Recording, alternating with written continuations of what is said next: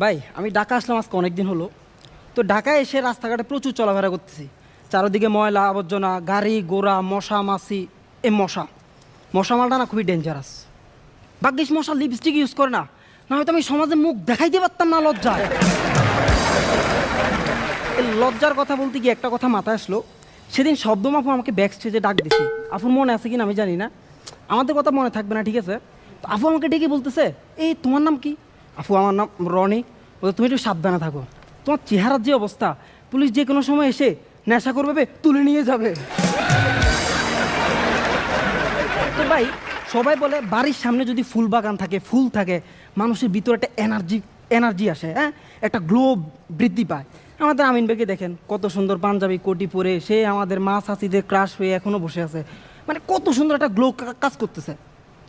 আমি ওদিন চিন্তায় পড়ে গেলাম, আরে আমিন ভাই তো থাকে বাসার 3 তলায়,